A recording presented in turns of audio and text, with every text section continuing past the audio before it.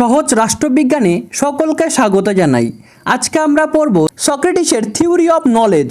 Socrates theory of knowledge বলতে কি বুঝিয়েছেন এবং তা কিভাবে ক্রিয়েট হয় তা জানতে হলে আমাদের প্রথমে জানতে হবে সফিস্টরা নলেজ বলতে কি বুঝিয়েছেন। কারণ সফিস্টদের বা সফিস্টগণদের জ্ঞান তত্ত্বের সমালোচনা হিসাবেই এসেছে সক্রেটিসের জ্ঞান তত্ত্ব বা সক্রেটিসের থিওরি অফ নলেজ। এই সফিস্ট সম্বন্ধে আমার একটি বিস্তারিত ভিডিও রয়েছে, নিচে আমি ডেসক্রিপশন বক্সে লিংক দিয়ে রাখছি, তোমরা ওই ভিডিওটি না দেখে থাকলে দেখে নিও। এখানে শুধু আমি সফিস্ট সম্বন্ধে এক লাইন বলছি। সফিস্ট হচ্ছে প্রফেশনাল টিচার্স গ্রুপ, যারা অর্থের বিনিময়ে ঘুরে ঘুরে শিক্ষা দান করতেন। চলো দেখে নেই প্রথমে সফিস্টদের নলেজ সম্পর্কিত ভাবনা। সফিস্টরা বলতেন knowledge is based on perception, অর্থাৎ নলেজ আসে পারসেপশনের ওপর ভিত্তি করে। কোন perception? Sensory perception. Sensory perception is the source of knowledge, অর্থাৎ আমার যা ইন্দ্রিয় উপলব্ধি, ইন্দ্রিয় দ্বারা প্রাপ্ত যে অনুভব, তাই আমার জ্ঞান, এটাই আমার নলেজ। চলো একটু এক্সাম্পলের সাথে বুঝে নেই। What appears true to me is true for me, what appears true to you is true for you. অর্থাৎ যেমনটা আমি দেখছি তা আমার কাছে সত্য, অন্যদিকে যেমনটা তুমি দেখছো তা তোমার কাছে সত্য। উদাহরণ দেই, আমি আকাশে এরোপ্লেন উঠতে দেখেছি, ওই এরোপ্লেন দেখতে ছোট হয়, ওটাই আমার কাছে সত্য, কারণ আমি কোনোদিনও এয়ারপোর্টে গিয়ে দেখিনি এরোপ্লেনকে। তো আমার পারসেপশনে এরোপ্লেন হলো ছোট দেখতে। আমার পারসেপশনে এরোপ্লেনের নলেজ কি? এরোপ্লেন দেখতে ছোট হয়, কিন্তু যে ব্যক্তি এয়ারপোর্টে গিয়ে এরোপ্লেন দেখেছেন বা এরোপ্লেনে চড়েছেন, তার কাছে তার পারসেপশনে এরোপ্লেন হলো বড়। সেখানে বহু মানুষ একসাথে উড়ে অন্য একটি স্থানে যেতে পারেন। তাহলে what appears true to me is true for me, what appears true to you is true for you. অর্থাৎ যা আমি দেখছি, ইন্দ্রিয় দ্বারা অনুভব করছি, তা আমার কাছে সত্য। যা তুমি দেখছো, যা তোমার ইন্দ্রিয় অনুভব করছে, তা তোমার কাছে সত্য। যেমন এই ছবিটিতে দুজন মানুষ দুই দিক থেকে 6 এবং 9কে দেখছে।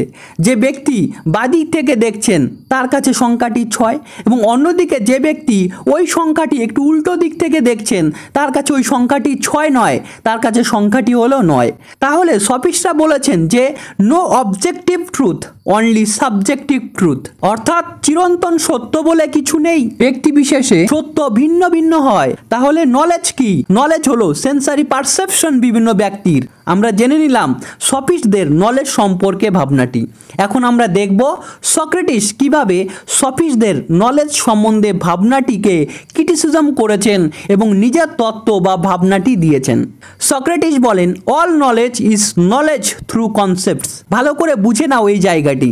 সক্রেটিসের মতে নলেজ আসে কনসেপ্টের দ্বারা, আর এই কনসেপ্ট আসে রিজন দ্বারা। কিভাবে? By including all the qualities which whole class of object has in common and excluding from all the qualities in which they differ. বিষয়টি স্পষ্ট করি, আমি এখানে তোমাদের একটি মানুষের উদাহরণ দিয়ে বোঝানোর চেষ্টা করব। একজন মানুষের তার সমগ্র সম্প্রদায়ের বা তার শ্রেণীর সাথে কি মিল আছে বা কি কমন আছে সেগুলিকে ইনক্লুড বা যোগ করতে হবে, আর কি কমন নেই বা অমিল আছে সেগুলিকে এক্সক্লুড বা বাদ দিয়ে দিতে হবে।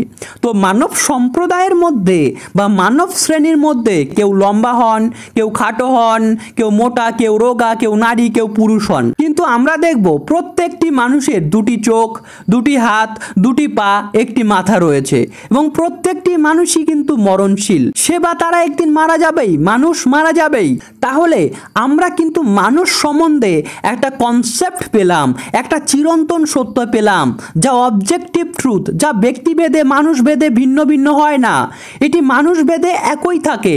আর এই চিরন্তন সত্যে আমরা পৌঁছালাম বা এই চিরন্তন সত্যটা পেলাম কিভাবে?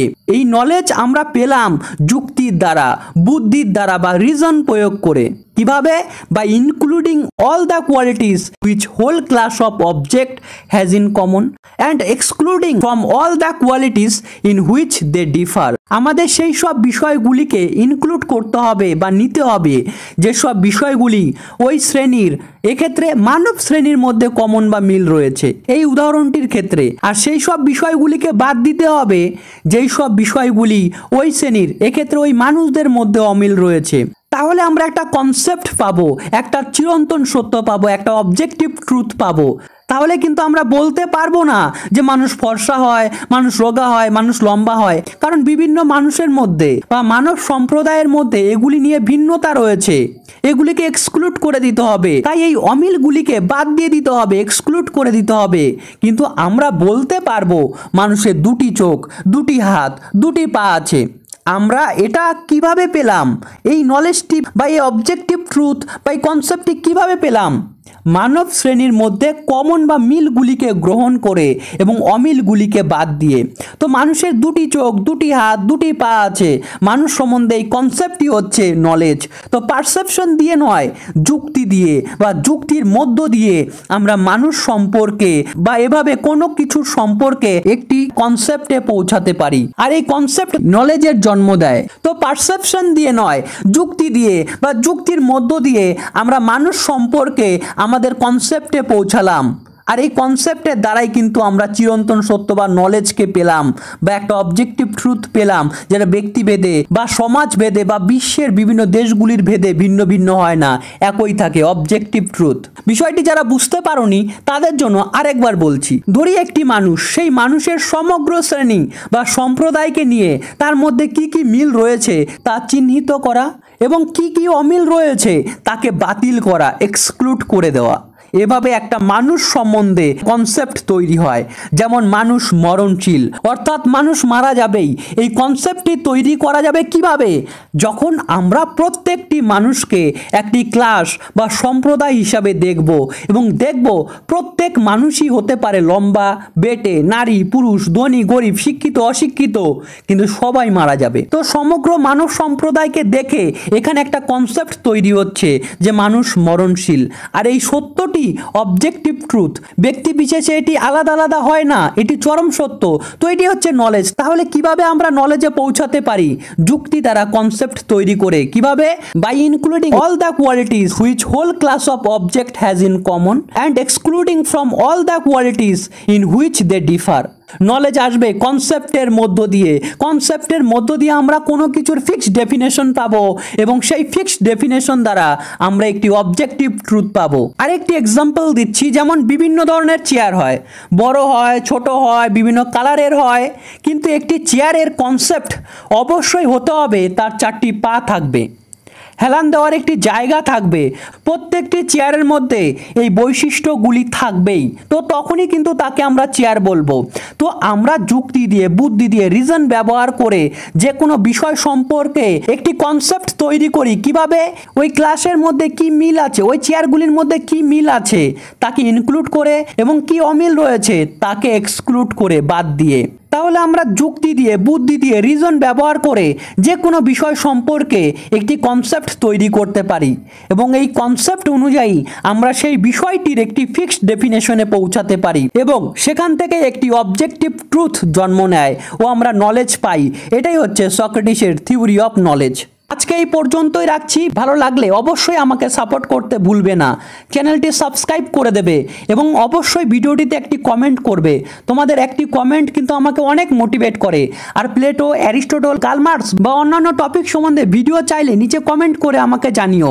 চ্যানেলটি অবশ্যই কিন্তু শেয়ার করে দিতে হবে। আর সবশেষে ভিডিওটিতে কিন্তু অবশ্যই একটি লাইক দিতে হবে। ভিডিওটি শেষ পর্যন্ত দেখার জন্য অশেষ ধন্যবাদ। I really appreciate your time.